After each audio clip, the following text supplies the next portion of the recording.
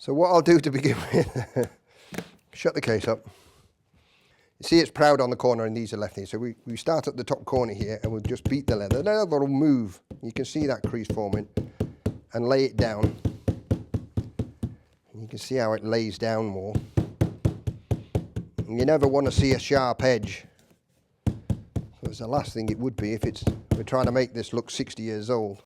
The other thing you've got to look for then is on these edges here, I'm going to have to bevel these edges. You'll see them quite flat. These are too sharp.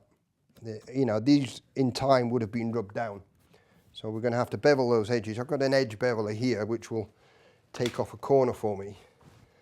And you'll see, literally, it's just a very, very tiny bevel. It will take a shave right off. And you take that right the way down.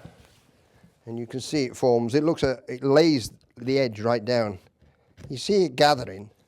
I've got to dye it down slightly. That's the same colour.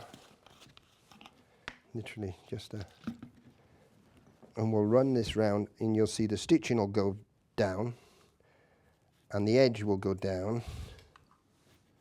But I'll cover the whole thing. You'll see it lighten up again in a minute. The dye will always dry lighter with a dye. This is an oil-based dye, which is a natural dye, which would help.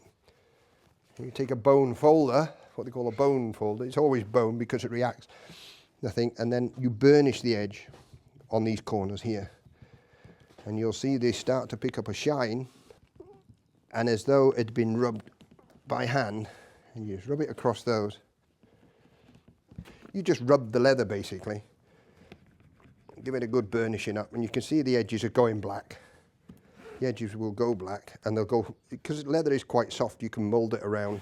I need to age it further because all the edge marks have a dark line in it. I need to edge it and make it look, it still looks too new at the moment. I'll get a piece of modern emery. Look for where the wear would occur naturally, and you rub the leather.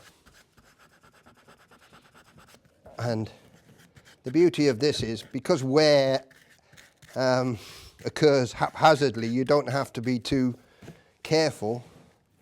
And you think, well, why, that looks light. That will go darker than the original leather, and you'll see now that will go a lot darker. And as it dries in a few minutes' time, that will look more or less original.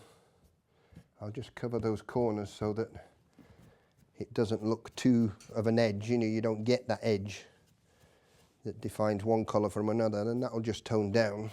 And we'll just beat it about a bit with the edges and give it some wear. You want 20, 30 years of wear, and then we'll fold it back again and take a lot of the wear out,